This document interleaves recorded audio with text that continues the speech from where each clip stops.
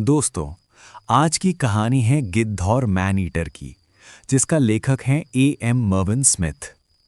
ये कहानी आपको ले जाएगी उस जमाने में जब गांव-गांव मैन ईटर बाघों से पीड़ित थे और लोगों की जिंदगी डर और खौफ के बीच गुजर रही थी। और इस कहानी में है एक ऐसा अनोखा वाकया जो शायद आपने पहले कभी नहीं सुना और ना ही आपने कभी इमेजिन किया होगा। तो चलिए दोस्तों, शुरू करते हैं अपनी कहानी और तैयार हो जाइए एक ऐसे सफ़र के लिए जहां जंगल के हर कोने में छुपा है खौफ और हर आवाज़ में है दहशत का साया। ईस्ट इंडियन रेलवे से सफ़र करने वाले ज़्यादातर लोग सिमुलतला का नाम तो ज़रूर जानते होंगे। एक छोटा सा खूबसूरत स्टेशन जो इस लगभग बिल्कुल सीधी रेलवे लाइन पर एक अकेला दरवाज़ा बनकर खड़ा है। कई मुसाफिरों के लिए सिमुलतला अचानक सामने आ जाता है, जैसे सीधी थकी हुई पटरियों के बाद ज़मीन को अचानक सांस आ गई हो। मीलों तक फ्लैट ट्रैक के बाद जब ट्रेन आगे बढ़ती है तो लगता है जैसे किसी छोटी सी चौकी पर पहुंच गए हों, जहां से ज़मीन धीरे धीरे उठने लगती है, मोड़ लेने लगती है। गिद्धौर से सिमुलतला तक लाइन सीधी नहीं रहती, बल्कि बल खाती हुई चलती है, कभी दाएं कभी बाएं। तेज चढ़ाइयों पर ट्रेन को अपनी पूरी ताकत लगानी पड़ती है। दोनों तरफ नीचे से उठती हुई छोटी छोटी पहाड़ियां होती हैं, कोई बहुत ऊंची नहीं पर अनेक, बेकायदा, जैसे जंगल ने जमीन को अपनी मुट्ठी में दबोच रखा हो।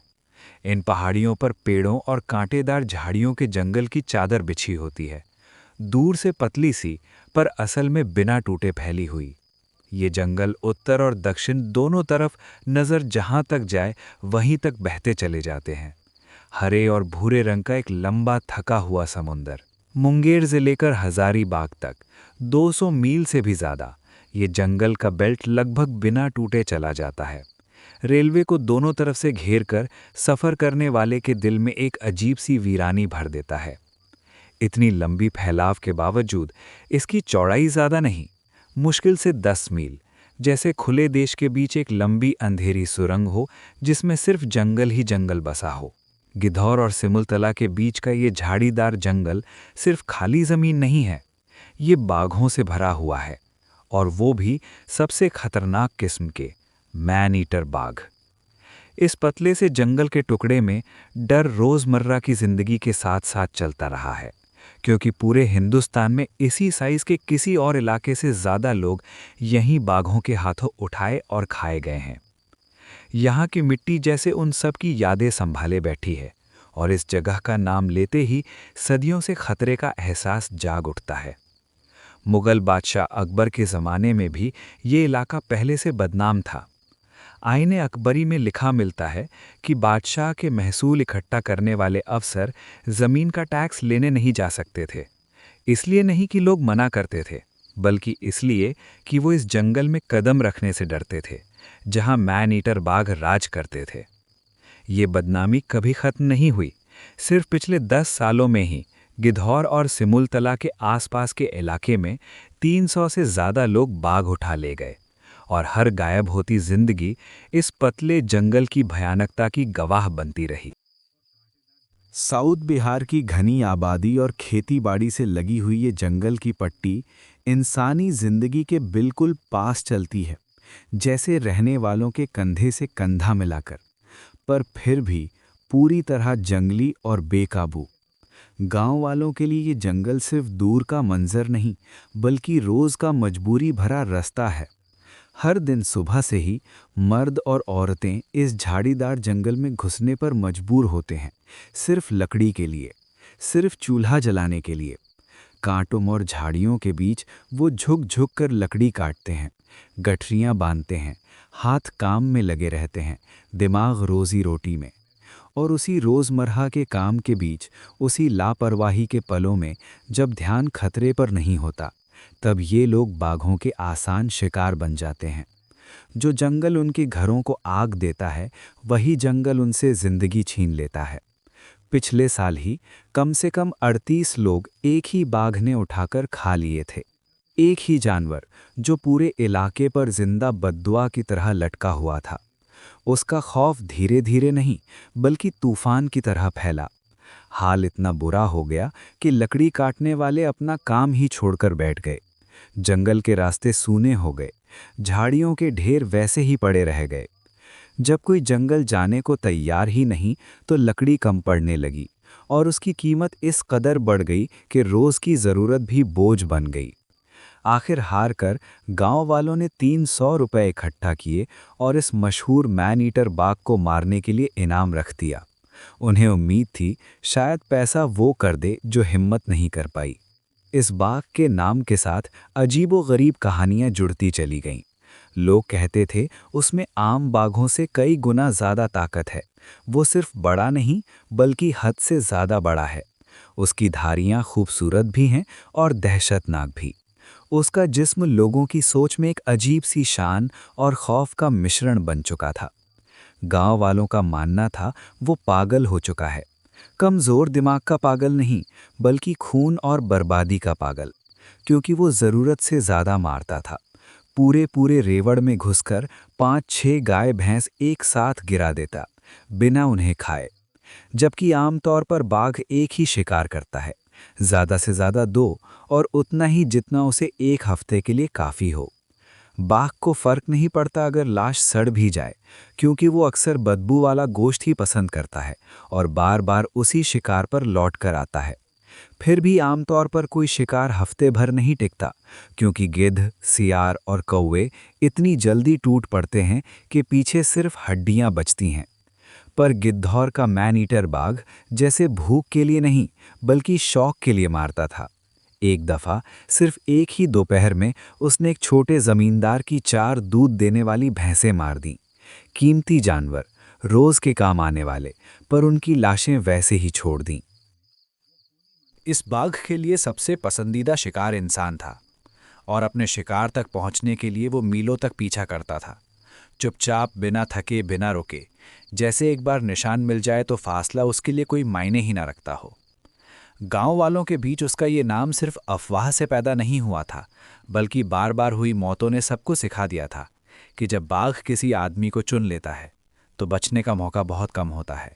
इसी दहशत की वजह से धीरे धीरे किसानों को शाम के बाद धान के खेतों में रोकना मुश्किल होता चला गया। जैसे ही सूरज झुकता और आसमान का रंग फीका पड़ता, मर्द अपना काम छोड़ देते और तेज कदमों से गांव की तरफ लौट पड़ते। कोई भी अंधेरी रात सरसराती फसल के बीच अकेला खड़ा रहने की हिम्मत नहीं करता था। इसका नतीजा ये हुआ कि बहुत सी फसल बिना रक्षा के रह जाती। रात भर हिरन और जंगली सूअर आराम से खेतों में उतरते और देखते ही देखते पूरी मेहनत बर्बाद कर देते। इस तरह मैन ईटर बाघ सिर्फ जिंदगियां ही नहीं ले रहा था, बल्कि धीरे धीरे रोजी रोटी भी छीन रहा था। खेत खाली, फसल कम और गांव वालों के चेहरों पर बढ़ता हुआ खौफ। उसी छोटे जमींदार ने, जिसका पहले जिक्र हुआ था, नुकसान और डर के बीच पिसा हुआ बड़ी मुश्किल से करकपुर पहाड़ों से एक कोल और उसकी बीवी को रात का चौकीदार बनने के लिए तैयार किया। किसी को मनाना आसान नहीं था, सिर्फ बहुत समझाने और कुछ लालच देने के बाद ही वो माने। खेत के बीचों बीच पतले पतले बांसों पर एक ऊंचा मचान बनाया गया, जो धान से ऊपर उठकर अंधेरे समुद्र पर नजर डाल सके। शाम ढलने के साथ ही जब आखिरी रोशनी भी बुझने लगी, कोल और उसकी बीवी उस कमजोर से मचान पर चढ़ गए, नीचे जमीन और उसके सारे छिपे हुए खतरे छोड़कर। सर्दी की रात थी, हवा में ठंडक थी, इसलिए वो अपने साथ मिट्टी का एक बर्तन लाए थे जिसमें आग जल रही थी, और साथ ही कुछ लकड़ी ताकि रात कट सके। अंगारों की हल्की सी लाली उनके लिए थोड़ी गर्मी थी, थोड़ा सा सहारा, एक छोटा सा उजाला जो चारों तरफ फैली गहरी रात के मुकाबले बहुत कमजोर था। वो अभी ठीक से मचान पर बैठे भी नहीं थे कि एक बड़ा सा बाघ अंधेरे से निकल आया, बिल्कुल चुपचाप, बिना आहट, जैसे पहले से वहीं मौजूद हो। इतनी जल्दी उसका दिखना जैसे वो उन्हीं का इंतजार कर रहा था। वो सीधा मचान के पास आया और घूम घूम कर सूंघने लगा, सिर नीचे, चाल धीमी और हर कदम में तलाश। साफ लग रहा था उसने उन्हें देखा नहीं था, बल्कि उनकी बू पर आया था। इसलिए वो बार बार चक्कर काट रहा था, कभी बड़ा दायरा, कभी छोटा, जैसे जमीन पर खोई हुई लकीर ढूंढ रहा हो। हर थोड़ी देर बाद वो पतले बांसों के पास लौट आता, उन्हें ध्यान से सूंघता। उसकी सांस की गर्मी ऊपर तक आ रही थी और उसके नाक के फूलने की आवाज़ तक सुनाई दे रही थी। ऊपर वो कमज़ोर सा मचान हल्की सी कंपन महसूस कर रहा था और उस पर चिपके हुए 2 डरपोक से साए कोल और उसकी बीवी सांस रोक कर बैठे थे। वो हिलने की हिम्मत भी नहीं कर रहे थे। उन्हें मालूम था जरा सी भी आहट उनका राज खोल देगी। कुछ देर बाद बाघ को समझ आ गया कि उसका शिकार जमीन पर नहीं बल्कि ऊपर है। उस पल वो पिछले पैरों पर खड़ा हुआ और भारी पंजों से मचान को झटकने लगा। बार बार वो उसे खींचने गिराने की कोशिश करता, पर पतले बांसों पर उसकी पकड़ बन ही नहीं पा रही थी। वो बहुत पतले थे, बहुत चिकने, उसके वजन को संभाल नहीं पा रहे थे। वो चढ़ नहीं सकता था। मचान बस कुछ ही हाथ ऊपर था, पर उसके लिए वो कुछ ही हाथ पूरी दुनिया जितना दूर था। बार बार वो पूरा तन कर ऊपर उठता, अपना पूरा जिस्म हवा में खींचता और हर बार खाली हवा से लड़कर वापस जमीन पर आ गिरता। सिर्फ कुछ फुट का फासला और बांस पर थरथराता हुआ मचान कोल और उसकी बीवी को मौत से बस बाल बाल बचाए हुए था। घंटे बीतते गए, धीरे, भारी, जैसे हर पल पिछले से ज्यादा लंबा हो। बाघ बार बार अपनी कोशिश दोहराता रहा। कभी चुपचाप मचान के चारों तरफ घूमता, कभी बिना चेतावनी के ऊपर उछलता और कभी पतले बांसों पर अपना पूरा जोर लगा देता। उसके भारी पंजों की थप थप रात के सन्नाटे में दिल के साथ टकराती थी।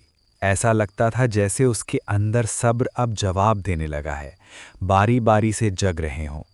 देर रात चांद धीरे धीरे खेतों की काली लकीर के ऊपर उतरा। उसकी फीकी रोशनी धान पर फैलने लगी और छोटी छोटी परछाइयां जमीन पर हिलने लगीं। मचान पर बैठे दोनों लोग दर्द भरी आंखों से ये सब देख रहे थे। उनके मन में उम्मीद जागी कि जैसे ही चांद निकला शायद बाघ चला जाए। अक्सर बाघ गहरी अंधेरी रात में ही ज्यादा घूमता है। थोड़ी देर के लिए जब चांद और ऊपर आ गया, बाघ ने कोशिश छोड़ दी और थोड़ा दूर हट गया। उस पल का सन्नाटा हमलों से भी ज्यादा डरावना था। चांद बिल्कुल सर पर आ चुका था, ठंडा, बेएहसास, और काफी देर से बाघ बिल्कुल शांत था। इसी लंबी खामोशी ने कोल को हिम्मत दी। उसने धीरे से, बहुत संभल कर मचान के किनारे से नीचे झांका, सिर्फ कुछ इंच आगे झुककर, सांस रोके हुए। और उसी पल जैसे इस हरकत का इंतजार हो, बाघ गुर्राता हुआ आगे लपका। एक ही झटके में उसने फिर से बांसों पर चढ़ाई कर दी। अचानक हुए इस हमले ने बची कुची शांति भी तोड़ दी। बाघ पिछले पैरों पर खड़ा हो गया। उसका भारी जिस्म मचान के बिल्कुल पास आ गया। उसका सिर सिर्फ कुछ ही फुट दूर था। कोल और उसकी बीवी को उसकी गर्म, सड़ी हुई सांस चेहरे पर महसूस हुई। उसकी बू भारी और उल्टी करा देने वाली नाक में भर गई। वो ऊपर देखकर गुर्राता, थूक उछालता, जबड़ा खोल बंद करता, अंधे यानी बहुत ज्यादा गुस्से में। मचान की कमजोरी को महसूस करते हुए कोल को डर लगा कि कहीं ये अब टूट ही ना जाए। उस पल उसका दिमाग सिर्फ एक ही बात सोच रहा था, बचने का कोई तरीका। डर ने उसकी सोच को तेज कर दिया। वो इधर उधर नजर डालकर किसी छोटी सी उम्मीद को ढूंढ रहा था। तब उसकी बीवी, जो अंगारों के बर्तन के पास सिकुड़ी बैठी थी, बोली। उसने याद दिलाया कि साथ लाए हुए हल्के फाल का लोहे का टुकड़ा है। अगर उसे आग में गर्म करके जब बाघ फिर ऊपर उठे तो उसके चेहरे पर फेंक दिया जाए तो शायद बाघ भाग निकले। अंधेरे में जैसे अचानक एक चिंगारी चमकी हो। बिना वक्त गवाए आग में और लकड़ी डाली गई, फूंक मारी गई, आग तेज हो गई, अंगारे दहक उठे। मिट्टी का बर्तन और ज्यादा चमकने लगा। उसकी रोशनी में दोनों के चेहरे पसीने और डर से कांप रहे थे। जल्दी ही लोहा आग के बीच दब गया, पहले लाल, फिर और तेज लाल, और फिर बिल्कुल दहकता हुआ। वो बस इंतजार कर रहे थे, सांस तक लेने से डरते हुए। और फिर बाघ फिर से खुले जबड़ों के साथ ऊपर उछला, पंजों से मचान को पकड़ने की कोशिश की। उस पल कोल ने जलता हुआ लोहा सीधा उसके खुले मुंह में गिरा दिया। एक ही पल में गुस्से और दर्द की भयानक चीख गूंज उठी। बाघ मचान से दूर भागा। उसकी चिल्लाहट पूरे खेत में गूंज गई। वो पास ही झाड़ियों में जाकर सिकुड़ गया, पंजों से अपने जले हुए मुंह को मलने लगा। करहाते हुए इधर उधर हिलता रहा। ये सिलसिला सुबह तक चलता रहा, और जब सुबह देर से दूसरे किसान झुंड में फसल काटने आए उनकी आवाज़ों और भीड़ से घबराकर बाघ आखिर जंगल की तरफ चला गया। पीछे रह गया टूटा हुआ सन्नाटा और दो जिंदगियां जो आज मौत से बच निकली थीं। इस बाघ के खौफ का आलम यह था कि कोई भी देसी शिकारी जंगल के अंदर जाने को तैयार नहीं था। ऐसे शिकारी जिन्होंने अपनी पूरी जिंदगी जंगल में गुजारी थी, जानवरों के निशान पहचानते थे, उनकी आदतें जानते थे, आज सिर्फ सर हिलाकर मना कर देते। इस बाघ का नाम ही काफी था पूरा कमरा खाली करने के लिए। लोग चुपचाप उठ जाते, जैसे सिर्फ नाम लेने से ही मुसीबत आ जाएगी। उसकी बदनामी बहुत तेजी से फैली थी। कलकत्ता से आए कुछ गिनती के अंग्रेज शिकारियों ने भी कोशिश की, पर वो भी खाली हाथ ही लौट गए। उनकी हिम्मत टूट चुकी थी। दुश्मन ऐसा था जिसे ना तो चालाकी से हराया जा सकता था और ना ही सामने से। हर नाकामी के साथ ये एहसास और गहरा होता चला गया कि ये कोई आम बाघ नहीं है, ये कुछ और ही चीज है। इसी बीच जमींदारों का नुकसान बढ़ता चला जा रहा था। जंगल में कोई लकड़ी काटने नहीं जा रहा था, इसलिए लकड़ी की कीमत भी कम हो चुकी थी और खेत बिना रक्षा के, बिना काटे वैसे ही पड़े थे। हर गुजरता हफ्ता उनकी कीमत कम करता जा रहा था। गांव-गांव में इसका बोझ महसूस हो रहा था। सुनसान रास्ते, बेकार पड़े औजार और छोटी होती फसल। इसी बेचैनी और धीमी बर्बादी के माहौल में एक दिन शेखपुरा के जमींदार के पास एक आदमी आया। सादा सा चेहरा, मासूम सी शक्ल। ये जमींदार खुद बाघ के जुल्म से बहुत बड़ा नुकसान झेल रहा था। वो आदमी बिना शोर शराबे के आया, बिना दावे के, बिल्कुल चुपचाप और धीमी आवाज में बोला कि अगर तय किया हुआ इनाम दिया जाए तो वो बाघ को फंसाने का काम करेगा। उसकी शक्ल सूरत में कुछ भी ऐसा नहीं था जो इतने बड़े काम से मेल खाता हो। आखिर काफी सोच विचार और शक के बाद सौदा तय हुआ। उसे 100 रुपए मिलेंगे और जाल बनाने का सारा खर्चा गांव वाले उठाएंगे। अब लोग पैसा डालने को तैयार थे, क्योंकि जान डालने की हिम्मत किसी में नहीं बची थी। सौदा तय होते ही वो आदमी 1-2 दिन के लिए गायब हो गया। बस इतना कहकर कि वो बाघ पर नजर रखेगा, उसकी आदतें समझेगा और ये देखेगा कि वो ज्यादातर किन जगहों पर घूमता है। उसकी गैर मौजूदगी ने भी लोगों के डर को कम नहीं किया। जंगल वैसा ही रहा, काला, खामोश और भयानक। जब वो वापस आया तो उसके चेहरे पर वही शांति थी, पर बातों में पक्का इरादा। उसने कहा कि एक मजबूत बांसों का गोल बाड़ा बनाया जाए, लगभग 20 फुट गहरा, उस जगह पर जहां वो इशारा करे, एक छोटे से पानी के नाले के पास। जगह सोच समझकर चुनी गई थी। पानी की धीमी आवाज के करीब और जमीन पर बार बार आने जाने के निशान साफ दिख रहे थे। बाड़े के एक हिस्से में 5 फुट का खुला रास्ता छोड़ा गया। उस खुले हिस्से से दोनों तरफ बांसों की सीधी दीवारें बनाई गईं, जो लगभग 30 फुट लंबा संकरा रास्ता बनाती थीं, सीधा गोल बाड़े के अंदर जाता हुआ। पूरा बंदोबस्त ऐसा था कि जबरदस्ती नहीं, बल्कि रास्ता दिखा रहा हो। इसी घेरे के अंदर दरवाजे के पास ही एक बहुत बड़ा गड्ढा खोदा गया, 12 फुट लंबा, 8 फुट चौड़ा और 12 फुट गहरा। जमीन के अंदर एक गहरा अंधेरा। इस गड्ढे की सारी मिट्टी दूर ले जाकर फेंक दी गई, ताकि कोई नया मिट्टी का ढेर राज न खोल दे। गड्ढे के मुंह पर एक कपड़ा मजबूती से बांध दिया गया और उसके ऊपर पत्ते बिछा दिए गए, इतनी सफाई से कि जमीन बाकी जगह जैसी ही लगे। इस गड्ढे के आगे और अभी भी बाड़े के अंदर एक भैंस को मजबूती से बांध दिया गया। वो भैंस संकरे रास्ते से दूर से ही दिख जाती थी, पर उस तक पहुंचने का एक ही तरीका था, पहले उस छुपे हुए गड्ढे को पार करना। इस तरह जाल तैयार हुआ, बिना जल्दबाजी के, पूरी सोच समझ के साथ। हर हिस्सा सिर्फ एक ही मकसद के लिए, बाघ को धोखे से मौत की तरफ ले जाने के लिए। जाले में बैट लगाने से पहले उस आदमी ने एक सख्त शर्त रखी। उसने कहा, जंगल के पास किसी भी तरह का पशु नहीं आना चाहिए, गाय, भैंस, बकरी, कुछ भी नहीं। और सिर्फ जानवर ही नहीं, गांव के लोग भी जंगल के किनारे से दूर रहेंगे। मकसद साफ था, बाघ को कुछ दिनों तक भूखा रखा जाए। ये बात आसान नहीं थी। इसका मतलब था रोज की परेशानी, चारे के लिए लंबी दूरी और जंगल से जानबूझकर पीछे हटना। लेकिन ये सब उसकी सोची समझी योजना का हिस्सा था। धीरे धीरे चरागाह खाली हो गए। जंगल के पास लोगों और जानवरों की रोज की हलचल रुक सी गई।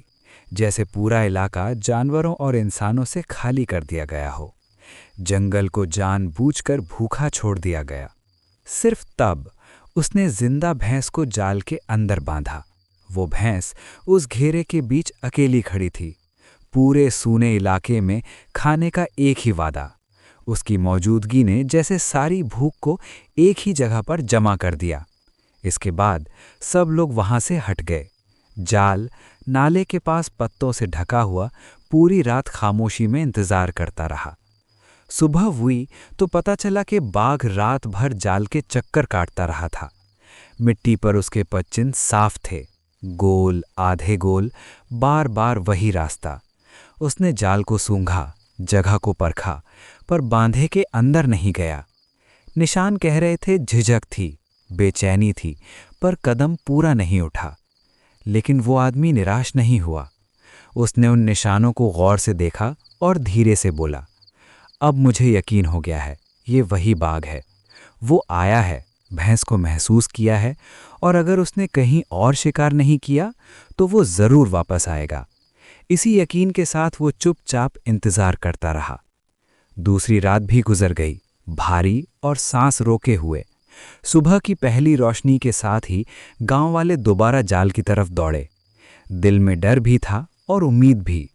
जैसे ही वो पास पहुंचे, सबकी नज़र घेरे के अंदर टिक गई, और वहां गड्ढे के एक कोने में बैठा था एक बहुत ही बड़ा बाघ। उसका भारी जिस्म पूरे गड्ढे को भर रहा था। मांसपेशियां तनकर भरी हुई, पूंछ गुस्से में हिल रही थी। जैसे ही उसकी नज़र ऊपर खड़े इंसानों पर पड़ी, वो लगातार गुर्राने और चीखने लगा। उसकी आवाज़ मिट्टी के दीवारों से टकराकर और भयानक लग रही थी। भैंस पर झपटने के लिए उसे उस कपड़े पर पैर रखना पड़ा जो गड्ढे के मुंह पर तना हुआ था, और जैसे ही उसका वजन पड़ा, कपड़ा टूट गया। एक पल में उसकी छलांग गिरावट बन गई और वो सीधा गड्ढे के अंदर जा गिरा। उसी पल खुशी की खबर हर तरफ फैल गई। गांव से गांव, मुंह से मुंह, लोग हजारों की तादाद में जमा हो गए। जंगल उनकी चीखों से गूंज उठा। ये सिर्फ खुशी नहीं थी, ये सालों का गुस्सा था। लोग बाघ को और उसके पुरखों को कई पीढ़ियों तक गालियां दे रहे थे, जैसे अल्फाज ही सालों के खौफ का बदला ले रहे हों। मजिस्ट्रेट को खबर दी गई। जब उसने सुना तो उसने कहा, इतना बड़ा पकड़ा गया बाघ, उसे कलकत्ता जू भेजना चाहिए। इस बात में कोई शक नहीं था कि ये वही खौफनाक मैन ईटर था। उसके मुंह और जबड़ों पर कोल के डाले हुए जलते लोहे के निशान अभी भी साफ दिख रहे थे। वो जले हुए दाग चुपचाप गवाह थे, गवाह उन रातों के, उस डर के और उन जिंदगियों के जो इस बाघ ने पीछे छोड़ दी थी। जू के अधिकारियों ने पहियों पर चलने वाला एक लोहे का पिंजरा भेजा, भारी, मजबूत और थोड़ा सा खड़खड़ाता हुआ। जैसे ही उसे वहां लाया गया, उसकी आवाज ही बता रही थी कि कहानी अब अपने आखिरी मोड़ पर आ चुकी है।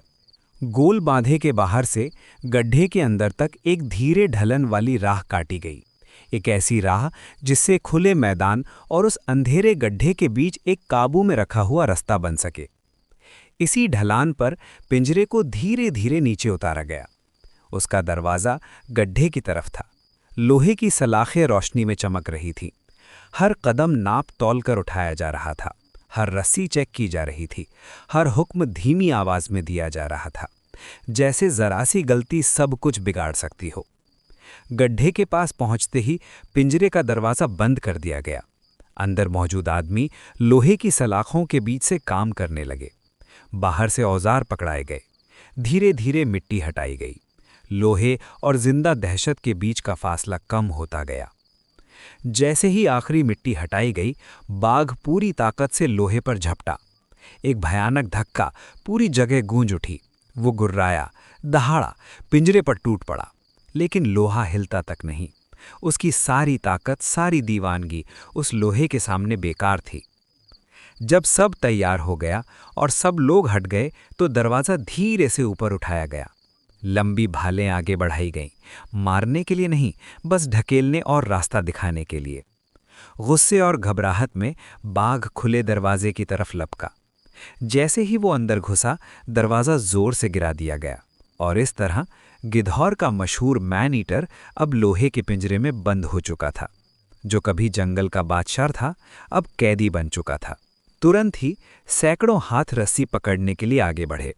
कंधे झुक गए, पैर जन गए और जोर लगाकर पिंजरा ऊपर खींचना शुरू किया गया। हर तरफ शोर ही शोर था, हुक्म, हंसी, जीत की चीखें।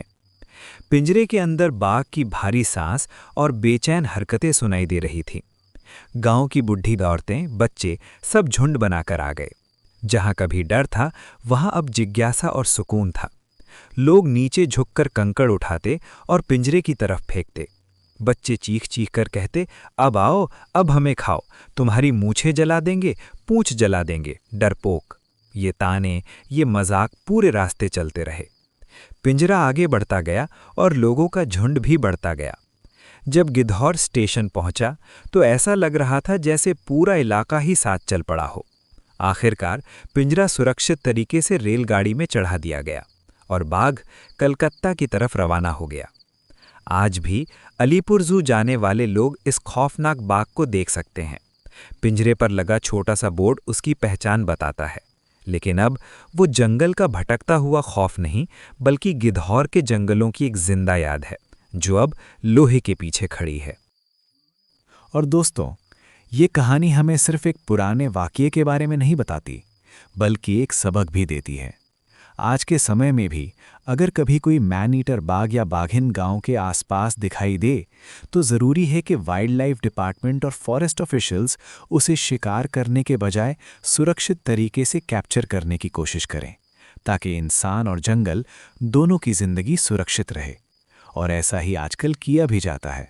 दोस्तों, ऐसी ही कहानियों के लिए वीडियो को लाइक करें, चैनल को सब्सक्राइब करें और बेल आइकन दबाना ना भूलें, ताकि आपको मिले हर नए जंगल एडवेंचर और मैन ईटर की कहानी पहली नज़र में।